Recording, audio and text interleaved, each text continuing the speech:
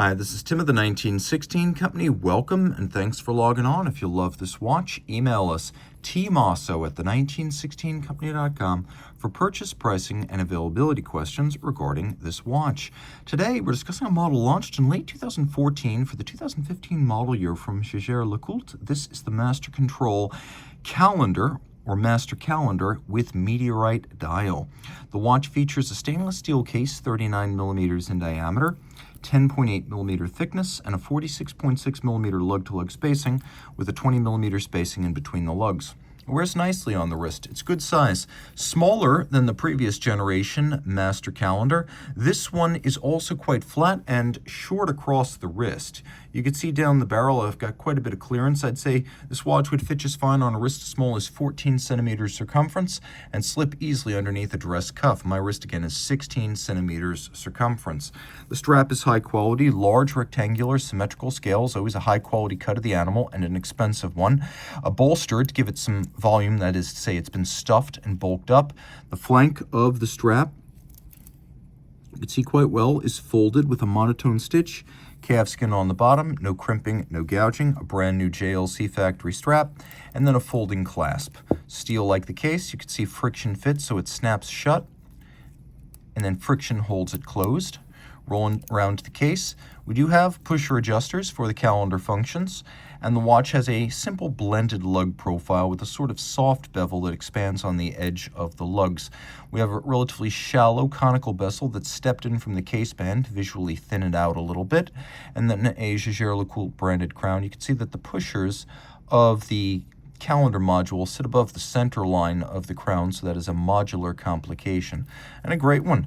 The calendar watch at JLC goes back decades, and they've probably had a calendar wristwatch in the collection since the caliber, I want to say 412 of the 1930s. This is a triple calendar. You have the day, you have the date, you have the month, but you have a lunette-style radial date indicator. We've got half-frosted Dauphine hands, the half-frosted quality of them, making them more legible against the dial base.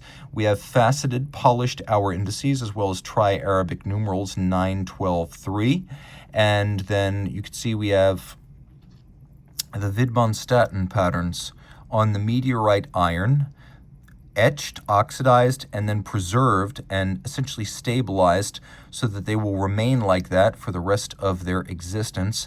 They are a compelling aesthetic, and because they never form the same way twice, each example of this model will be unique. Taking a quick look, you'd see there are some blue accents here, primarily the lunette for the date indicator and the 31st day. There is a little bit of lume. We're going to show that now. And while the watch does not have any quick setting features, it does feature hacking seconds on top of the moon phase, so you can stop the watch and set it precisely to a reference time. Turn it all over, you have a JLC manufacture movement, that's the 866. This was back when JLC spared no expense. How do I know that? Well, first, not only does it declare adjustment, but the declared adjustment is 6 positions, not the chronometer standard of 5, and that's 6 positions adjusted as a fully assembled watch. As part of the Master 1000 Hours Control 41-day test, it tests chronometry, durability, power reserve, winding efficiency, and water resistance. And yes, 50 meters for a dress watch, more than the standard.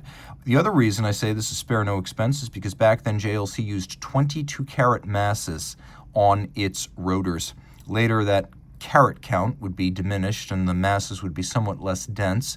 You can also see here we have fire-blued screws, we have striped circular on the rotor, linear on the bridges, engine-turned perlage on the base plate. We do have some polished elements that you can see well here.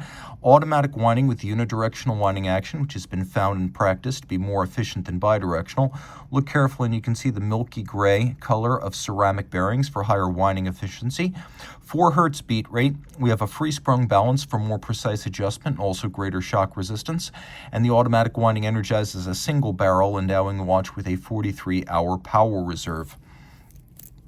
Surprisingly today, JLC no longer uses 22-carat masses and they no longer declare 6-position adjustment. My understanding was for these 6-position adjustment masters, they were about +1 minus 6 seconds per day, or +1 minus 4 to 6 seconds per day, +6 minus 1. You didn't want to lose time, so they were generally no worse than +6 and never worse than -1 per 24 hours. Quite impressive stuff. The Master 1000 Hours Control does not have a single timing standard across the board for all watches or all classes of movement.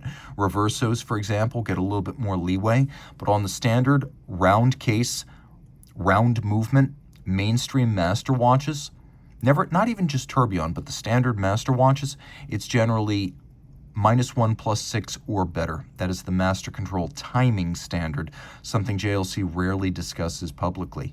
If you love this watch, reach out to Team Mosso at the 1916company.com for purchase and pricing details.